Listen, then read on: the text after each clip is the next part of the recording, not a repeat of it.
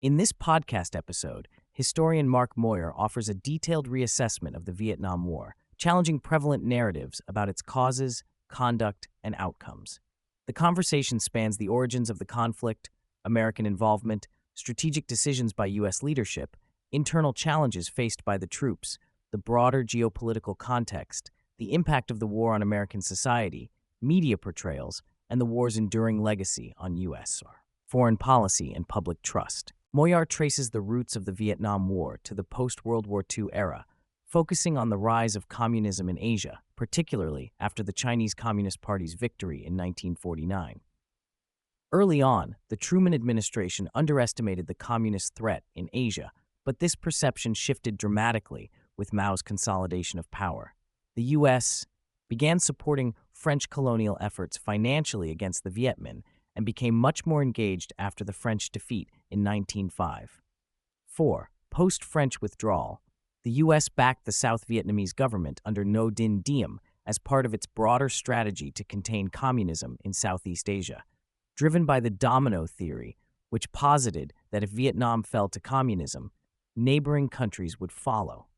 Following Diem's initial consolidation of power and the communist insurgency's escalation in 1960, tensions intensified.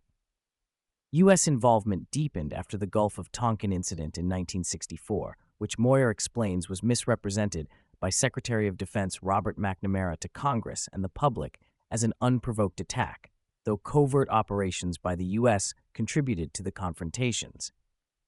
Despite limited strikes intended to signal resolve, North Vietnamese leaders interpreted the U.S. response as weak. Johnson's election campaign emphasized avoiding American ground troops, but after his victory, significant troop deployments began in 1965. The early American military efforts demonstrated technological superiority, but strategic challenges and guerrilla tactics by North Vietnamese forces complicated the conflict. The U.S. military strategy, particularly the search and destroy missions led by General Westmoreland, aimed to find and eliminate enemy forces regardless of location. While effective at inflicting losses when engagements occurred, many operations yielded few results due to the elusive nature of the enemy, who could retreat into jungles or neighboring countries like Laos and Cambodia. The Ho Chi Minh Trail, running through these neutral territories, remained a critical supply route for the North Vietnamese, and U.S. decisions not to fully intervene there limited the war effort.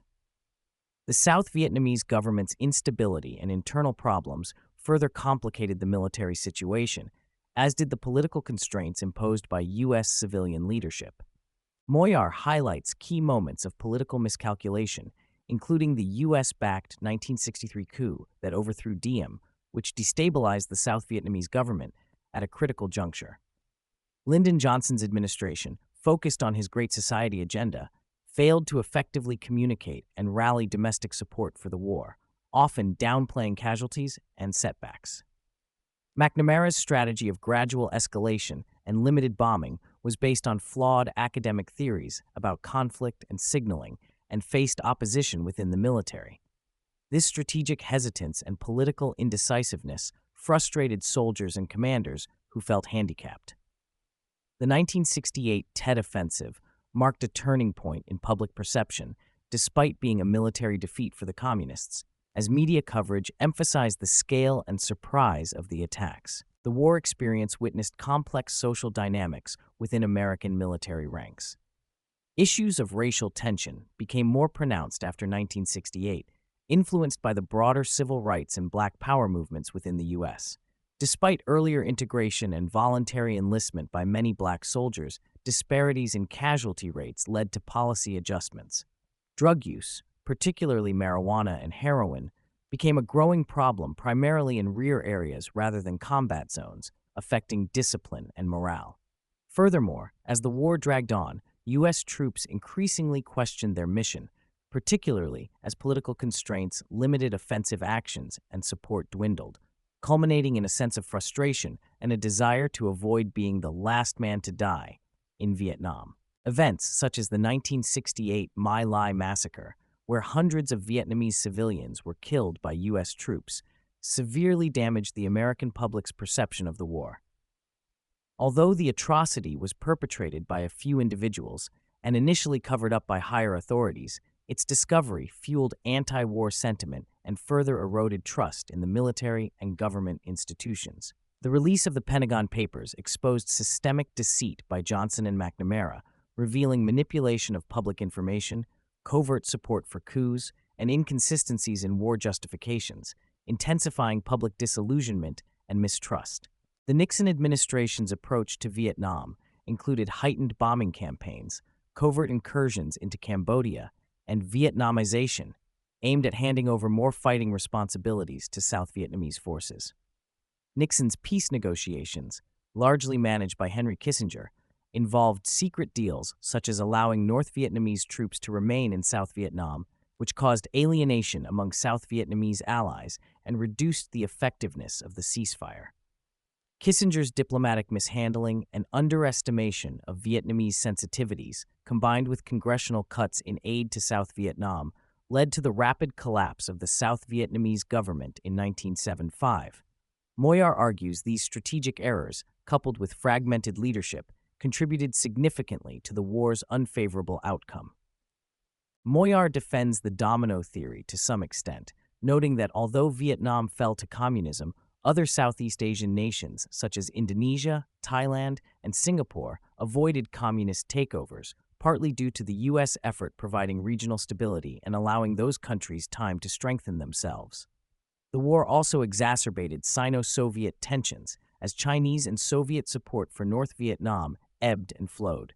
While acknowledging horrific atrocities committed by communist forces in Cambodia and Vietnam, Moyar maintains that despite losing South Vietnam, the U.S. preserved vital alliances and contained broader communist expansion in Asia.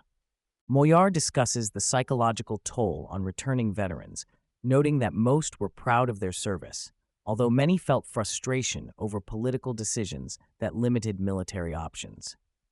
He challenges the uniqueness of post-traumatic stress tied specifically to Vietnam, pointing to similar issues faced by veterans of other conflicts, but acknowledging that public reception to Vietnam veterans was notably poor. The war exacerbated racial and social divisions at home, with figures like Muhammad Ali opposing the draft on principle and celebrities such as Jane Fonda drawing ire for their anti-war activism.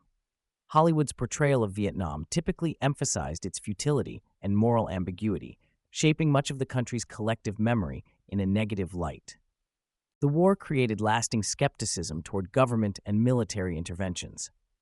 Moyar contrasts the left's lesson of avoiding wars at all costs with the right's lesson to fight decisively if engaged.